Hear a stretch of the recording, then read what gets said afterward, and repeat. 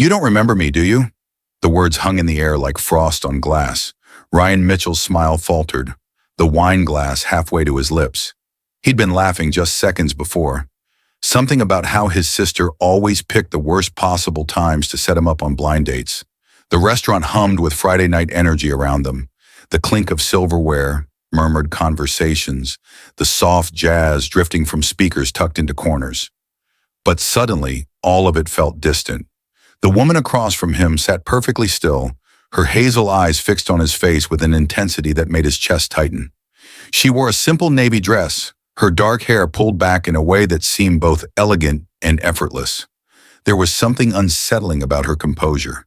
Not angry, not sad, just waiting. Ryan started, then stopped. His mind scrambled backward through years of faces, parties, work conferences, college hallways. Nothing clicked. She looked vaguely familiar in the way anyone might after 38 years of living in the same city, but he couldn't place her. Not specifically. Sarah Chen, his sister had told him that morning over the phone. She's a teacher. You'll like her, trust me. He'd rolled his eyes, made a joke about Claire's track record with setups, but he'd shown up anyway. And when Sarah had walked into Romano's with that quiet confidence, he'd thought, okay, maybe Claire got this one right. Now he wasn't so sure. I'm sorry, he said carefully, setting down his glass. The tablecloth suddenly seemed very white, very bright. I don't think... Lincoln High, she said softly. Spring of 2005. You were a senior. I was a sophomore. Ryan felt something cold slide down his spine. Lincoln High, 20 years ago. He'd been a different person then.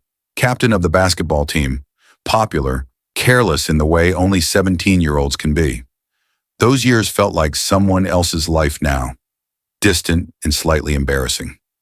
You really don't remember, Sarah said. It wasn't a question anymore. And in the dim lighting of Romano's, with the candle flickering between them, Ryan saw something in her expression that made him wish desperately that he did. Ryan had always thought of himself as a good guy. He woke up every morning at 6:15 in his downtown Portland apartment, made coffee in the French press his ex-girlfriend had left behind 3 years ago, and drove his sensible Honda Civic to the architectural firm where he'd worked for the past decade. He said please and thank you. He held doors open. He donated to the food bank every Christmas and never forgot his mother's birthday. Good guy. Decent life. Nothing flashy, nothing broken. But lately, maybe the past year, maybe longer, something had felt hollow, like living in a beautifully designed house with no furniture inside. His drawings were precise, his buildings stood up straight, but when he looked at them, he felt nothing. When colleagues asked about his weekend, he'd smile and say quiet, or caught up on some reading, which was code for scrolling through his phone until Sunday evening arrived, and he could feel relieved that Monday was next. His sister Claire said he was depressed. His mother said he worked too much. His best friend Jake said he needed to get laid. Maybe they were all right. Maybe none of them were. The morning of the blind date, Ryan had stood in front of his bathroom mirror longer than usual, noticing the gray threading through his temples, the lines around his eyes that hadn't been there 5 years ago. He wasn't old. 38 wasn't old, but he wasn't young anymore either. Somewhere along the way, the future had become the present, and he'd missed the transition. Just go, Claire had pressed over the phone, her voice bright with that particular brand of sibling insistence. Sarah's wonderful. She teaches English at Roosevelt. She volunteers at the animal shelter. And before you make that face, yes, she's pretty, very pretty. I'm not making a face. You're making a face, I can hear it. He'd laughed despite himself. Claire had always been able to do that, pull light out of him, even when he felt dim. She was younger by 4 years, but somehow seemed to have life figured out in ways he didn't. Married to a good man, 2 kids who actually seemed happy, a job she loved at the public library. Meanwhile, Ryan felt like he was waiting for something. He just didn't know what. Portland in late October had that particular Northwest quality. The air crisp enough to see your breath. Leaves turning copper and gold against eternally gray skies. The smell of rain always just about to arrive. On his way to Romano's that evening, Ryan had driven past Lincoln High School without thinking much of it. The old brick building looked smaller than he remembered.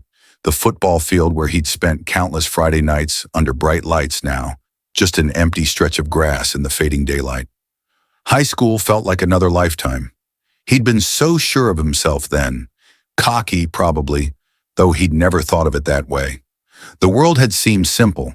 You worked hard, you won games, people liked you, and everything fell into place. He'd had friends, girlfriends, a future that gleamed like something polished and perfect. Then college had scattered everyone. Jobs, marriages, lives that diverged and drifted. He'd lost touch with almost everyone from those years.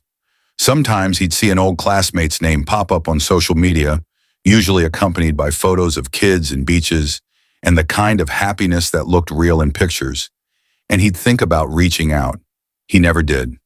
At Romano's, he'd arrived 5 minutes early and ordered a glass of red wine to settle his nerves.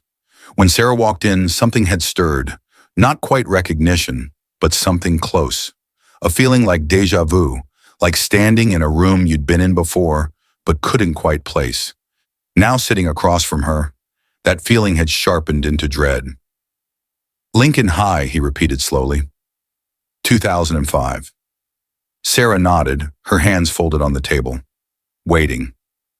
Sarah reached for her water glass, took a small sip, then set it down with the careful precision of someone trying to steady themselves. There was a dance, she said quietly. Spring formal, end of April. Ryan's mind churned through fog. Spring formal. He'd gone with Jessica? No, that was junior year. Senior year, he'd gone with Amanda Walsh. She'd worn a red dress. They'd broken up 2 weeks later over something he couldn't even remember now. I remember the dance, he said carefully, but I don't— You wouldn't, Sarah interrupted, her voice still soft but firmer now. I wasn't there. Not inside anyway.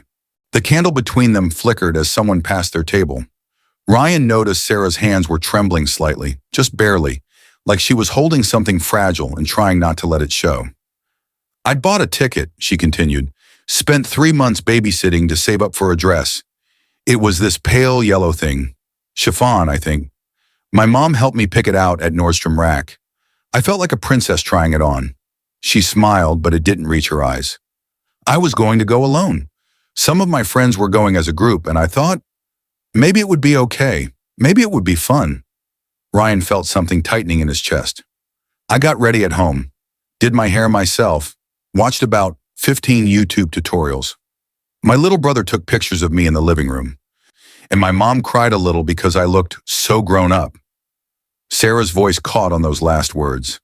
And then I got to the school, and I was walking toward the gym entrance, and I saw him. She paused, her gaze dropping to the table. You saw what? Ryan asked, though part of him didn't want to know. Tyler Henderson and Matt Crawford. They were standing outside by the ticket table. Sarah looked up at him now, and in the warm restaurant light, he could see the ghost of the 15-year-old girl she'd been.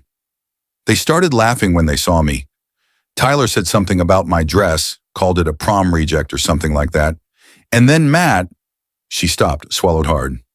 Matt said I looked like I was trying too hard, that everyone knew girls like me didn't belong at dances like that I should just go home before I embarrassed myself. Ryan felt sick. Tyler Henderson, Matt Crawford. He could see their faces clearly now. His teammates, his friends, the guys he'd eaten lunch with every day, practiced with every afternoon, partied with on weekends. Good guys, or so he'd thought. I just stood there, Sarah said, her voice barely above a whisper. Frozen. There were other people around, but no one said anything. And then Tyler pulled out his phone and started to take a picture. And Matt was laughing. And I turned around and left. Walked all the way home in my yellow dress and my uncomfortable shoes. Took maybe an hour. My mom asked what happened, and I told her I didn't feel well. The restaurant noise seemed very loud suddenly. Ryan wanted to say something, anything, but his throat felt tight. I cried for 3 days, Sarah said. Didn't go to school that Monday. Told everyone I had the flu. And for the rest of that year, the rest of high school really, I just tried to be invisible. I never went to another dance. Never raised my hand in class if I could help it. Just disappeared. Ryan opened his mouth, closed it again. Sarah, You were there, she said, looking directly at him now. You were standing about 10 feet away talking to Amanda Walsh. You looked right at me, right at us. And then you turned around and walked into the gym. The words landed like stones in still water. I didn't help me, Sarah said simply, and I never forgot. Ryan felt the room tilt slightly, like the floor had shifted beneath him. His hands gripped the edge of the table. I don't remember, he said, and hated how defensive it sounded. I swear, Sarah, I don't remember seeing that. If you had, what? Her voice wasn't angry. That was somehow worse. It was just tired, like she'd carried this weight for so long that it had worn smooth. Would you have stopped them? Would you have said something? He wanted to say yes. God, he wanted to say yes with absolute certainty. But the truth was, he didn't know. 20 years ago, he'd been 17 and stupid and so wrapped up in his own world, his girlfriend, his team, his reputation, that he probably wouldn't have noticed someone's pain even if it was happening right in front of him. I want to say I would have, Ryan said slowly, honestly, but I can't know that for sure. I was a kid, a selfish kid. You were a senior. I was 15. Sarah's fingers traced the rim of her water glass. You had power in that school. Everyone knew who you were. If you'd said something, anything, they would have stopped. Tyler and Matt worshipped you. The words hit harder than any accusation because she was right. He'd had influence and he'd never thought about it, never considered what it meant to be at the top when other people were struggling at the bottom. Why didn't you tell someone? Ryan asked, then immediately regretted it when he saw her expression shift. I'm sorry, that came out wrong. I just meant, tell who? Sarah's laugh was bitter and short. The teachers who were inside and didn't see? The principal who thought Tyler Henderson was a fine young man because his dad donated to the athletic department? Or maybe my parents, so they could storm into school and make everything worse. She shook her head. You don't understand what it's like to be invisible until someone decides to see you just to humiliate you. After that, you learn to stay invisible on purpose. Ryan's chest ached. I'm so sorry for not stopping it, for not even noticing, for being the kind of person who could walk right past someone hurting and not see it. Are you sorry, Sarah asked, and her tone was gentle now, probing. Or are you just uncomfortable because I'm making you look at something you don't want to see? The question landed with surgical precision. Ryan sat back in his chair, suddenly aware of how defensive his posture had become. Arms crossed, shoulders tense. He forced himself to relax, to breathe. Maybe both, he admitted after a long moment. I've spent 20 years thinking I was a good person. That high school was this golden time when everything was simple and I had it all figured out. But hearing this, it makes me wonder what else I missed, who else I hurt without even knowing. Sarah studied him across the candlelight. Do you know what the worst part was? He shook his head. It wasn't even that night. It was the weeks after, when I'd see you in the hallways and you'd be laughing with Tyler and Matt like nothing happened, like I didn't exist, like I'd never existed. Her voice cracked slightly, and I started to believe it, that I didn't matter, that what happened to me didn't matter because I wasn't important enough for anyone to remember. You mattered, Ryan said, the words coming out more forcefully than he intended. You do matter. Do I? Sarah asked. Or are you just saying that because you feel guilty? The question hung between them, unanswered and unanswerable. Around them, the restaurant continued its Friday night rhythm. Couples sharing desserts, friends laughing over wine, the gentle chaos of people living their lives. But at their table, time had slowed to something thick and heavy. I don't know what you want from me, Ryan said finally, his voice quiet. I can't go back and fix it. I can't undo what happened or what didn't happen. I can apologize, and I am truly, but I know that's not enough. So what do you want, Sarah? Why did you agree to this date if you knew who I was? Sarah looked at him for a long moment, and something in her expression softened just slightly. Because I wanted to see if you'd become a better person, she said, and I wanted to know if I had. Sarah stood abruptly, her chair scraping against the floor. I need some air. Before Ryan could respond, she was moving toward the restaurant's entrance, weaving between tables with quick, purposeful steps. He sat frozen for a moment, then threw two 20s on the table and followed. Outside, the October evening had turned cold. Sarah stood at the edge of the parking lot, her arms wrapped around herself, breathing hard. Not crying, but close. Ryan approached slowly, like she might bolt if he moved too fast. "Sarah, I shouldn't have come," she said, her voice tight. "This was stupid. I thought I was ready, that I'd worked through it enough to face you, but I haven't. I'm still that 15-year-old girl standing outside the gym in a yellow dress. And I hate that. I hate that something that happened 20 years ago still has this much power over me." Ryan stopped a few feet away, giving her space. The parking lot lights cast long shadows across the asphalt. He could see his breath in the air. "It wasn't stupid," he said quietly, "and you're not that girl anymore. That girl couldn't have done what you just did. Looked someone in the eye and told them the truth about how they hurt you. That takes incredible strength." Sarah laughed, but it came out more like a sob. "I teach ninth graders now, 15-year-olds, just like I was. And every time I see a kid eating lunch alone, or getting picked on in the hallway, or trying so hard to be invisible that they practically disappear," she pressed her palms against her eyes, "I see myself, and I try to be what no one was for me. But some days I wonder if I'm doing it right, if I'm actually helping or just projecting my own trauma onto kids who don't need it." Ryan's phone buzzed in his pocket. He ignored it. Then it buzzed again. And again. 3 rapid vibrations that meant an emergency. His stomach dropped. "I'm sorry, just 1 second," he said, pulling it out. The screen showed 5 missed calls from Claire. His sister never called like that unless something was really wrong. He was about to call her back when a text appeared. "Mom fell at Providence Hospital. Come now." The world narrowed to those 8 words. His mother, who called him every Sunday, who still sent him care packages with homemade cookies, who'd raised him and Claire alone after their father died when Ryan was 12. "I have to go," he said, and his voice sounded strange in his own ears. "My mom's in the hospital." Sarah's expression changed instantly, all the tension draining into concern. "Oh my God, is she okay?" "I don't know. My sister just... I have to go right now." He was already moving toward his car, keys in hand, mind racing. Providence Hospital was 15 minutes away. His mother was 71. A fall could mean anything. Broken hip, head injury, worse. He couldn't think about worse. "Ryan, wait." Sarah caught up to him, grabbed his arm.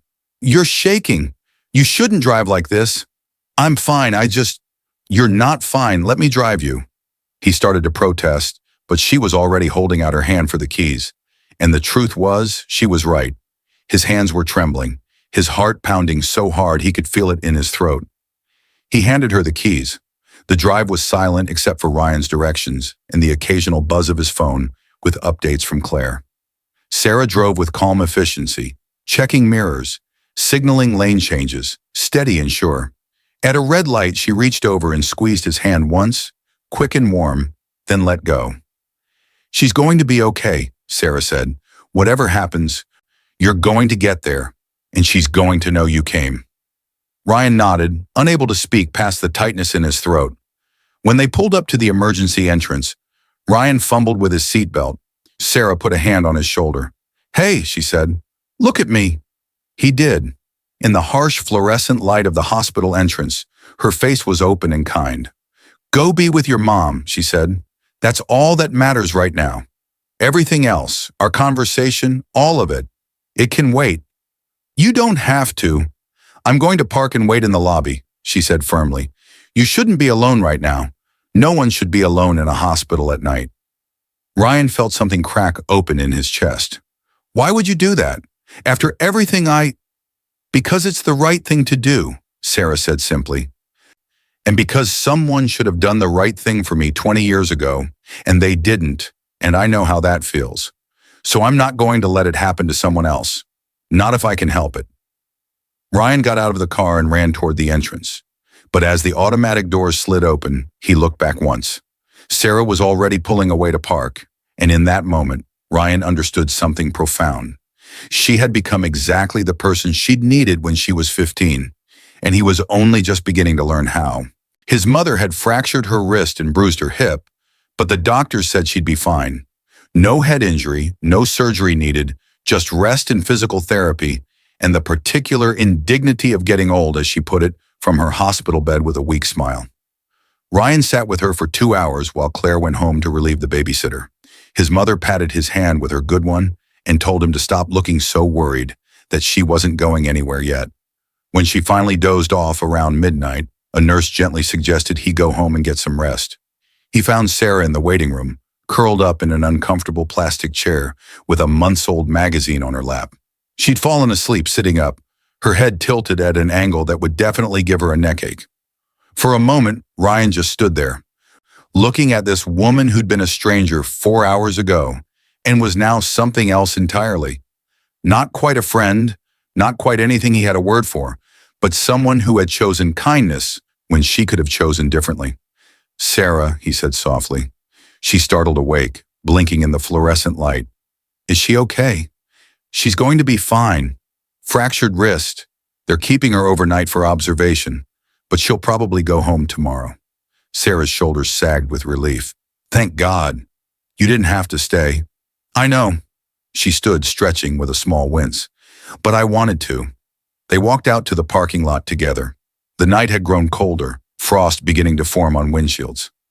October in Portland, tipping toward November and the long dark of winter. "Can I drive you home?" Ryan asked.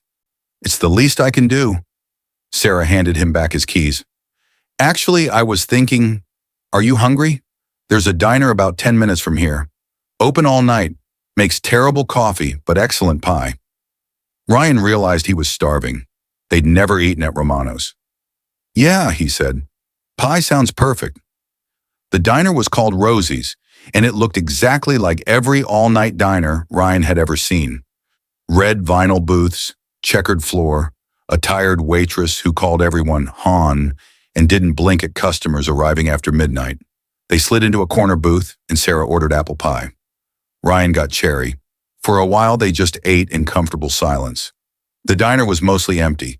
A truck driver at the counter, a young couple in another booth. The gentle clatter of dishes being washed somewhere in back. "I need to tell you something," Ryan said finally, setting down his fork. "What happened to you at that dance? What I didn't do. It wasn't okay, and I can't fix it, and I can't take it back. But I can promise you that I'm not that person anymore. Or at least, I'm trying not to be." Sarah looked at him steadily. "I believe you." "You do?" "I saw who you were tonight," she said. "The way you dropped everything for your mother. The way you looked at me when I told you I'd drive. You were vulnerable and scared, and you let me help you. The Ryan Mitchell I remember from high school wouldn't have done that. He would have had to be strong, had to be in control, had to do everything himself." Ryan felt something loosen in his chest. "I spent a lot of years being that guy. It didn't make me happy." "Me either," Sarah said. "I spent a lot of years being invisible. Turns out that didn't make me happy either." She smiled, and this time it reached her eyes. "I guess we both had some growing up to do." "I'm really glad Claire set us up," Ryan said. "Even though it was probably the most uncomfortable date in the history of blind dates." Sarah laughed, a real laugh, light and genuine. "It was pretty terrible, wasn't it? Catastrophically terrible. Epically bad." They grinned at each other across the scratched Formica table, and something shifted. The weight between them, 20 years of hurt and silence and misunderstanding, didn't disappear, but it changed shape, became something they could carry together instead of separately. "So," Sarah said, pushing her empty pie plate aside, "I have a crazy idea." "Yeah? What if we started over? Not pretending tonight didn't happen, but trying again. Coffee, maybe. During daylight hours. Somewhere that doesn't involve hospitals or traumatic memories." Ryan felt warmth spread through him, the first real warmth he'd felt in months, maybe years. "I'd really like that." "Good." Sarah pulled out her phone. "Because I know this bookstore cafe that makes amazing lattes and has the best poetry section in Portland. And I was thinking maybe you could tell me about what you do, the architecture thing, and I could tell you about my students and my absolutely insane rescue dog who eats furniture." "You have a dog that eats furniture?" His name is Hemingway. He's a disaster. You'll love him. Outside Rosie's diner, the night was giving way to the first gray hints of dawn, and Ryan Mitchell, who'd woken up that morning thinking he was a good guy with nothing missing, realized he'd been wrong about both things. He hadn't been as good as he thought, and something had definitely been missing. But maybe, just maybe, he was starting to find it. 6 months later, on a bright April afternoon, Ryan stood outside Lincoln High School with Sarah beside him. The building looked different in spring sunshine, the brick warmer, the trees bursting with new leaves, students spilling out the front doors with that particular Friday afternoon energy. Sarah had invited him to her classroom's poetry reading, where her ninth graders would share pieces they'd written about moments that changed them. "You don't have to come in," Sarah said, squeezing his hand. "I know this place probably brings up complicated feelings." Ryan looked at the entrance where, 20 years ago, a 15-year-old girl in a yellow dress had stood frozen while the world walked past her. Where he had walked past her. "No," he said. "I want to be here." Inside, Sarah's classroom was bright and warm, decorated with student artwork and inspirational quotes. 15 ninth graders sat in a circle, nervous and excited. Ryan took a seat in the back as Sarah introduced him simply as a friend who believes in the power of words. One by one, the students read. A girl with braces talked about her grandmother's death. A boy in a basketball jersey wrote about his parents' divorce. A quiet kid in the corner shared a poem about feeling invisible and finding his voice through writing. Ryan watched Sarah as she listened to each student. Really listened, her full attention on them. Nodding encouragement, wiping away tears at the tender parts, laughing at the funny ones. He saw how the students looked at her, how they trusted her with their stories. She had taken her pain and transformed it into purpose. After the reading, as students filed out, chattering and relieved, a girl with dark hair approached Sarah shyly. "Ms. Chen," she said, "I just wanted to say thank you for making us feel like our stories matter." Sarah's eyes glistened. "They do matter. You matter. Don't ever forget that." The girl smiled and left. Sarah turned to Ryan, and he pulled her into a hug. "You're amazing," he whispered into her hair. "We're both works in progress," she whispered back. And standing there in a classroom that smelled of dry erased markers and spring air coming through open windows, Ryan understood something fundamental. Healing wasn't about erasing the past. It was about choosing every single day to be better than you were yesterday, to see people, to show up, to remember that everyone carries invisible wounds and kindness costs nothing. He thought about the person he'd been at 17, careless, blind to others' pain, so certain of his own importance. He thought about the person he was now, still imperfect, still learning, but trying, always trying. Sarah pulled back and smiled at him. "Ready to go. I promised Hemingway we'd take him to the park." "Ready," Ryan said. They walked out of Lincoln High together, into the afternoon sunshine, into a future neither of them could have imagined 6 months ago. Behind them, the school stood quiet and solid, holding its thousands of stories, the moments of cruelty and kindness, invisibility and recognition, hurt and healing that played out in its hallways every single day. And somewhere in that building, in that vast collection of memories, a girl in a yellow dress finally got the ending she deserved. Sometimes the smallest moments echo the loudest through our lives. A word unspoken, a kindness withheld, a person unseen. We all carry these moments. Times we were hurt, times we hurt others, times we simply walked past when we should have stopped. But here's the truth that stories like Sarah and Ryan's teach us. It's never too late to choose differently, not too late to apologize, to heal, to transform our pain into compassion for others. The person you were doesn't have to be the person you are. And the wounds we carry can become the very thing that makes us kinder, more aware, more present for those who need us most. Every day offers us chances to be the person someone needed when they were at their lowest, to see the invisible, to speak up when silence is easier, to show up when walking away would cost us nothing. If this story touched your heart, imagine how many more stories of redemption, healing, and second chances are waiting to be told. Stories of people who chose love over indifference, courage over comfort, connection over isolation. These are the stories that remind us why we're here, to matter to each other, to carry each other through the hard times, to believe that broken things can be mended and that tomorrow can be better than yesterday. If you believe in the power of kindness that echoes through lifetimes, don't forget to like, share, and subscribe to Proud Stories. More emotional journeys await you. Stories of love that heals, courage that inspires, and the quiet heroism of choosing to care. Because in the end, that's what changes the world. Not grand gestures, but the simple, powerful choice to see each other, to remember each other, and to treat each person we meet like they matter. Because they do. They always did. Thanks for watching. See you in next one.